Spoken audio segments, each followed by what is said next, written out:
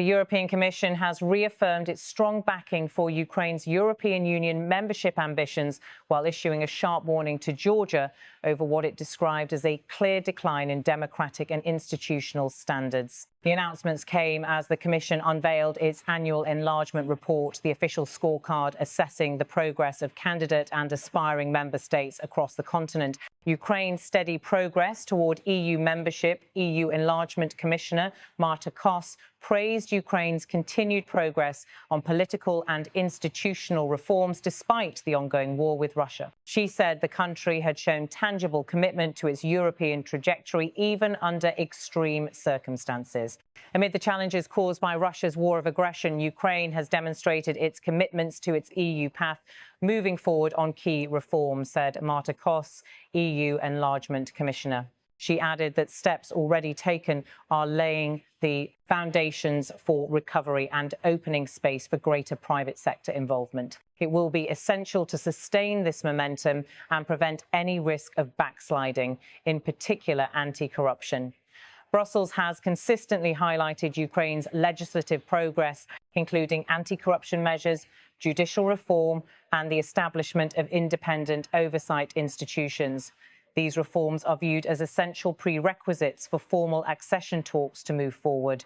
The Commission's report noted that Ukraine has implemented several recommendations set out in previous assessment cycles, including efforts to strengthen transparency and judicial accountability. Despite ongoing security threats, Ukraine continues to advance in aligning its domestic laws with EU standards on governance, market liberalisation and human rights. European diplomats describe this progress as both symbolic and strategic evidence that the EU remains committed to deepening ties with Kyiv amid Russia's continuing aggression. Officials in Brussels have also linked Ukraine's performance to the wider debate on the pace and scope of EU enlargement, especially in the context of post-war recovery and reconstruction.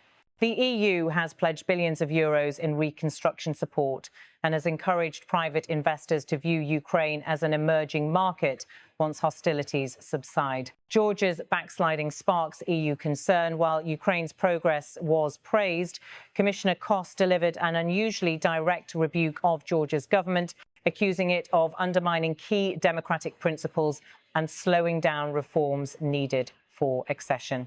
Following the last year's European Council conclusions that the Georgian government's actions have de facto led to a halt of the pre-accession process, and in light of Georgia's continued backsliding on the fundamentals since then, the Commission considers Georgia a candidate country in name only, said Marta. Her comments marked the strongest criticism yet from Brussels since Georgia was granted candidate status in late 2023 under conditional terms. The EU has repeatedly warned Tbilisi that its progress toward membership depends on the restoration of judicial independence, media freedom, and alignment with EU foreign policy, including sanctions enforcement against Russia. The 2025 report cited concerns over political polarization, pressure on civil society, and controversial draft laws seen as restricting freedom of association. It also referred to increased tensions between the government and Western institutions, with European officials noting that Georgia's trajectory had diverged sharply from other candidates in the region. The phrase "candidate in name only" underscores Brussels' growing frustration with what it views as stalled or reversed reforms. Several EU member states, including Germany, France and the Netherlands, have reportedly supported a tougher stance toward Tbilisi, linking future funding and access to programs with measurable democratic progress.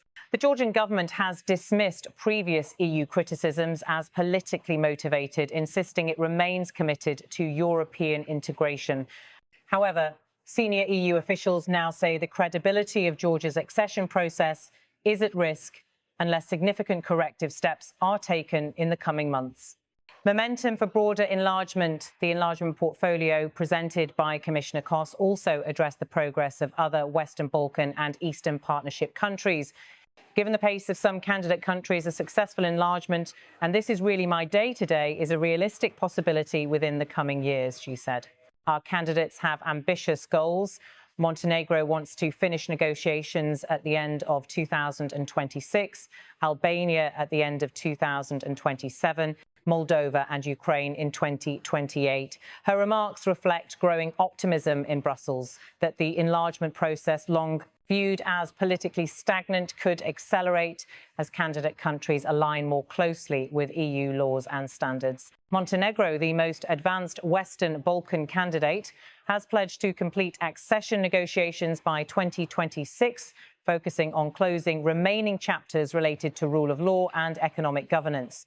Albania has also advanced negotiations on judicial reform, anti-corruption enforcement and public administration modernisation. Meanwhile, Moldova's reform agenda has gained momentum under its pro-European leadership, with Brussels noting substantial progress on judiciary reforms and economic stability measures. The Commission's 2025 assessment described Moldova's performance as one of the most notable success stories of the year, particularly in light of regional instability, context and regional dynamics. The EU's enlargement strategy has taken on renewed strategic significance following Russia's invasion of Ukraine in 2022. The conflict reshaped Europe's geopolitical map, prompting the Union to accelerate outreach to eastern neighbours that share its values and security priorities. Ukraine, Moldova and Georgia were all granted candidate status in 2022, 2023, signalling a political shift toward integrating the Eastern Partnership countries into the European sphere. However, the pace of reform and the political will to maintain it has varied widely among the three. Ukraine's wartime government has focused on maintaining democratic institutions and accountability mechanisms despite martial law. Moldova has prioritised anti-corruption and judicial independence.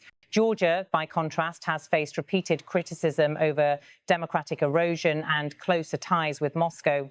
Analysts say the Commission's latest report reflects a two-track reality: accelerated accession prospects for reform-oriented states and potential stagnation for those drifting away from EU standards.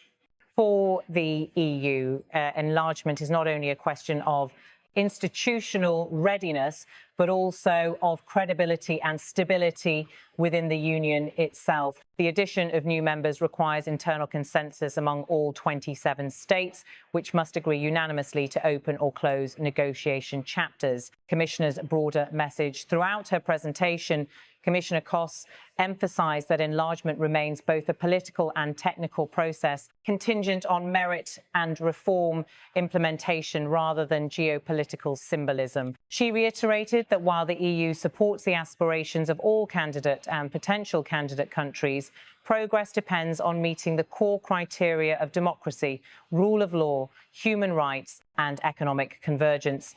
The Commissioner also underscored the importance of private sector engagement in rebuilding economies, transitioning toward EU standards. Her reference to opening space for greater private sector involvement reflected ongoing efforts to integrate economic recovery with institutional reform, particularly in Ukraine and Moldova.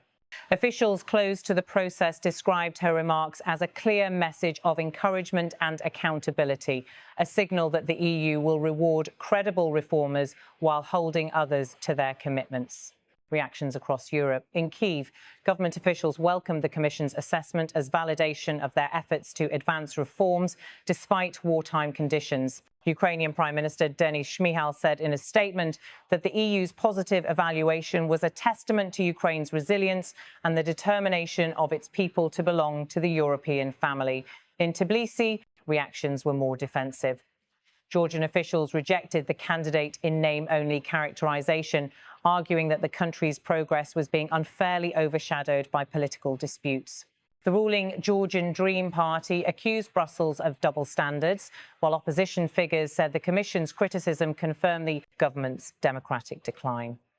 Meanwhile, leaders in Montenegro and Albania expressed optimism following Commissioner Koss's timeline remarks.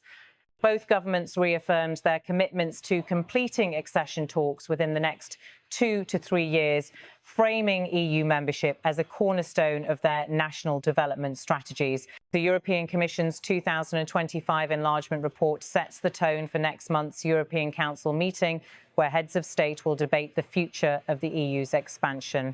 The Council will review the Commission's recommendations and consider whether to advance formal accession talks with Ukraine and other candidates. Officials expect the debate to be intense, balancing geopolitical urgency against concerns over institutional capacity within the Union. While there is broad political will to integrate Ukraine and Moldova, questions remain about the EU's readiness for a new wave of enlargement and the budgetary implications of future membership. For Georgia, the message from Brussels is unequivocal. Reforms must resume or risk indefinite suspension of its membership track. The European Commission's latest assessment draws a clear distinction between momentum and stagnation among EU hopefuls. Ukraine and Moldova are advancing toward deeper integration, backed by tangible reform progress and political alignment with Brussels. Montenegro and Albania are moving steadily toward negotiation completion. Georgia, however, faces renewed scrutiny and the prospect of isolation within the process it once led in the South Caucasus. The EU now stands at a critical juncture, balancing enlargement ambitions with credibility and cohesion among its 27 members as the path to Europe's next expansion phase becomes increasingly defined by reform, performance and democratic resilience.